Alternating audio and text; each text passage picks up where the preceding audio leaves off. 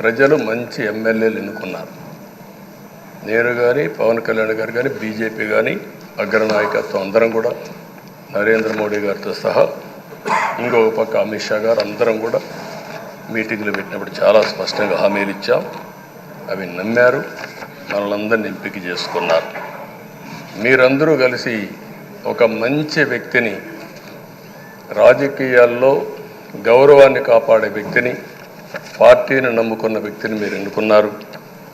ఈరోజు మనందరం కూడా గుర్తుపెట్టుకోవాల్సింది, ఇక్కడికి వచ్చినప్పుడు అవతల పార్టీ వాళ్ళు కూడా మనం ఎగతాళి చేయాల్సిన అవసరం లేదు. ప్రజలు పనిష్మెంట్ ఇచ్చారు. ఇదే హౌస్లో నేను చూశాను. 23 సీట్లు మాకు వచ్చాయి. మేము బాధపడ్డాము. కానీ ప్రజాస్వామ్యాన్ని గౌరవించాలనే ఉద్దేశంతో ప్రజాస్వామ్యుతంగా పనిచేశాం. 23వ తారీఖు ఎన్నికల రిజల్ట్స్ వస్తే దాన్ని వక్రీకరించి 23వ తారీఖున దేవుడు రాసిన స్క్రిప్ట్ ఇది, మీకు 23 సీట్లు వచ్చాయని మాట్లాడారు. ఇప్పుడు నేను అడుగుతున్నాను, కూటమికి 164 సీట్లు వచ్చాయి. 1, 6, 4 కూడుకుంటే 11 వస్తుంది. రాష్ట్రంలో దగ్గర 1631 రోజులు అమరావతి రైతాంగం ఆడబిడ్డలు ఉద్యమం చేశారు. ఆ 4 నెంబర్లు కలుపుకుంటే 1, 6, 3, 1 కలుపుకుంటే 11 వస్తుంది. అంటే ఇది కూడా భగవంతుడి స్క్రిప్ట్ అయినా కూడా నేను మాట్లాడడం లేదు, నేను కామెంట్ చేయడం లేదు. ఈరోజు ఉంటే వాళ్ళకు కూడా అర్థమయ్యేది. వాళ్ళు ఉండకుండా పోవడం అనేది వాళ్ళ పిరికితనం తప్ప ఇంకోటి కాదని చెప్పి కూడా నేను మీకు తెలియజేస్తున్నా. అయితే నేను ఇక్కడుండే సభ్యులను కూడా మిమ్మల్ని కోరుతున్నా, మనం ప్రజా సమస్యలపైన దృష్టి పెట్టాలి తప్ప వీళ్ళ మీద కాదని చెప్పి కూడా నేను మీకు తెలియజేసుకుంటున్నాను. ఆ రోజు పవన్ కళ్యాణ్ గారిని అసెంబ్లీ గేటు కూడా తాకనీయం అని పెద్ద పెద్ద డైలాగులు చెప్పారు. 21 సీట్లలో పోటీ చేస్తే 21 సీట్ని గెలిపించడం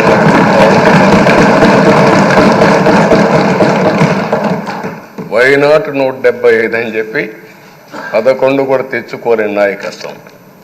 అంటే ఏ విధంగా మాట్లాడారు అనేదానికి ఇది ఒక ఉదాహరణ.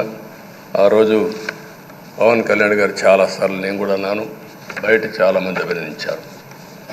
ఎక్కడ తగ్గాలో తగ్గడం, ఎక్కడ గెలవాలనో గెలవడం నేర్చిన వ్యక్తి పవన్ కళ్యాణ్ గారు. దానికి ఈరోజు మనందరం కూడా గుర్తుపెట్టుకోవాల్సింది, రాజకీయాల్లో సుదీర్ఘమైన రాజకీయాల్లో ఉన్నాం.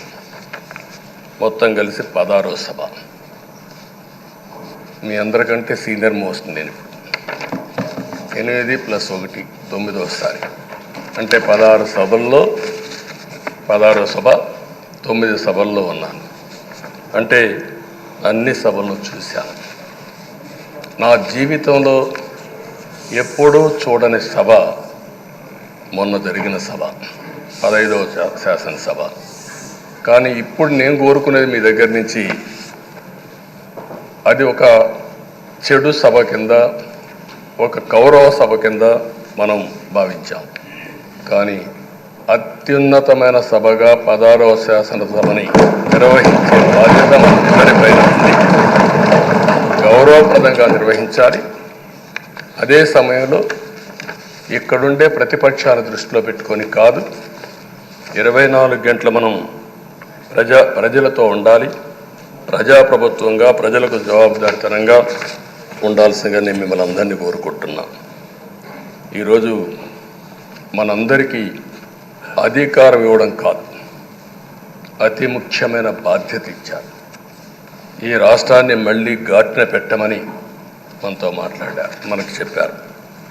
ఎప్పుడు కూడా నేను ఒకటే భావిస్తాను, ప్రజా జీవితాలను మార్చే శక్తి ప్రభుత్వ విధానాలకు ఉంటుంది. ఆ ప్రభుత్వ విధానాలకు రూపకల్పన చేసే సభ ఈ చట్టసభ. ఈ విషయం ప్రతి ఒక్కరూ గుర్తుపెట్టుకోవాల్సిన అవసరం ఉంది. ఈరోజు మనం చేసే పని, ఈరోజు ప్రజల భవిష్యత్తే కాకుండా భావితరాల భవిష్యత్తు కూడా నిర్ణయిస్తుంది. ఈరోజు భారతదేశం 91లో ఆర్థిక సంస్కరణలు వచ్చాయి. ఒక తెలుగు బిడ్డ పివి నరసింహరావు గారు ఆర్థిక సంస్కరణలు ప్రవేశపెట్టారు. ఈరోజు భారతదేశం ముందు చాలా వరకు అభివృద్ధి అయ్యే పరిస్థితి వచ్చింది. ఆయన ప్రవేశపెట్టిన ఆర్థిక సంస్కరణను నేను ఆదర్శంగా తీసుకొని ఆ రోజు ఉమ్మడి ఆంధ్రప్రదేశ్లో అనేక పాలసీలు తీసుకొచ్చాం, సంస్కరణలు తీసుకొచ్చాం. ఐటీ, విద్య, పాలనా రంగం, ఇన్ఫ్రాస్ట్రక్చర్ ఇవన్నీ మనం తీసుకొచ్చాం. ఎన్నో డికేడ్స్ కాదు, 25 సంవత్సరాల్లో దాని యొక్క ప్రభావం మనం అందరి ముందు కనపడుస్తుంది. ఈరోజు హైదరాబాద్ నగరం వన్ ఆఫ్ ది బెస్ట్ సిటీగా ఉందంటే 25 ఏళ్లకు మనకు తీసుకున్న నిర్ణయాలే కారణం. ఈరోజు నేను అందరినీ ఒకటే కోరుతున్నా, మీ అందరినీ, ఈరోజు భారతదేశం 5వ అతిపెద్ద ఆర్థిక వ్యవస్థ. ఇంకొక 4-5 సంవత్సరాల్లో ఎన్డీఏ ఆధ్వర్యంలో 3వ అతిపెద్ద ఆర్థిక వ్యవస్థగా తయారవుతుంది. 2047 వికసిత్ భారత్ ఎన్డీఏ నరేంద్ర మోడీ గారి కల అయితే, వికసిత్ ఆంధ్రప్రదేశ్ మనందరి కల కావాల్సిన అవసరం ఉంది.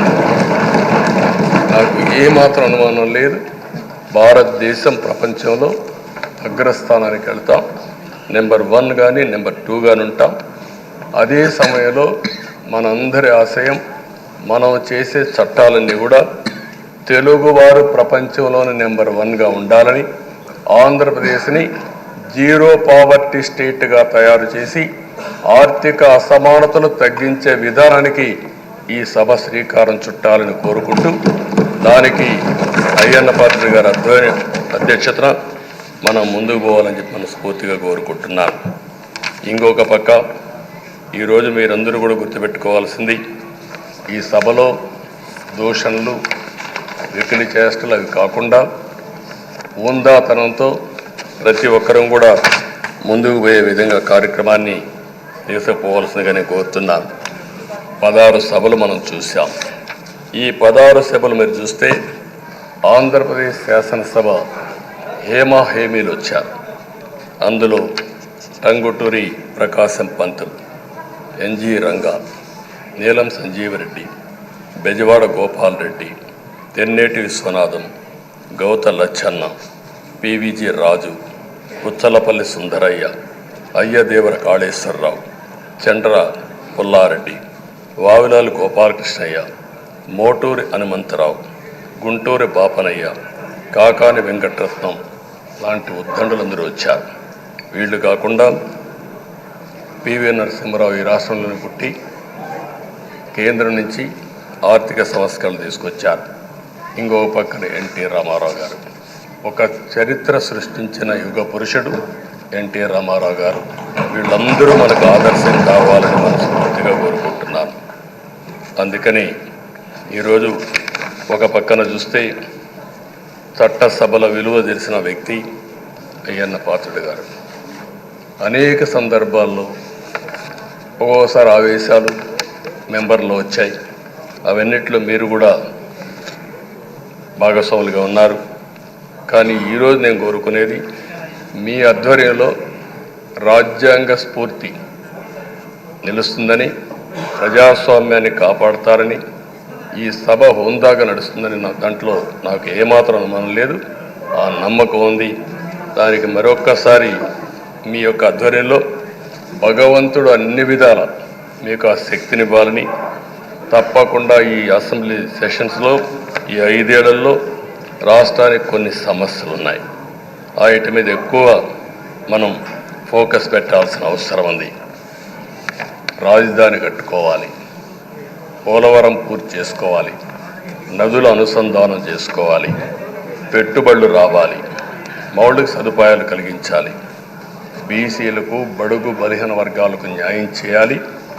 ఏది చేసినా పేదవాళ్ళ దృష్టిలో పెట్టుకొని ఈ అసెంబ్లీ చేసేటప్పుడు మీ అపారమైన అనుభవాన్ని మీరు ఉపయోగించుకొని ఈ సభను సక్రమైన దారిలో నడిపించేదానికి మీరు దోహదం చేయాల్సిందిగా మిమ్మల్ని అందరినీ కోరుకుంటూ ఈరోజు మీరేసే మీ ఆధ్వర్యంలో జరిగే చర్చలు 2047కి తెలుగు జాతి ప్రపంచంలోనే నెంబర్ 1గా ఉండడానికి, ఈ రాష్ట్రంలో పేదరికం లేని సమాజాన్ని నిర్మాణం చేయడానికి, ఆర్థిక అసమానతలు తగ్గించే దిశగా మన ప్రయాణం సాగడానికి పూర్తిగా మీ ఆధ్వర్యంలో సాగాలని చెప్పి కోరుకుంటూ, మరొక్కసారి మీకు భగవంతుడు అన్ని విధాల ఆయురారోగ్యాలు ఇచ్చి ఈ సభను సుజావుగా కార్యక్రమానికి శ్రీకారం చుట్టాలని కోరుకుంటూ మీకు నమస్కారం.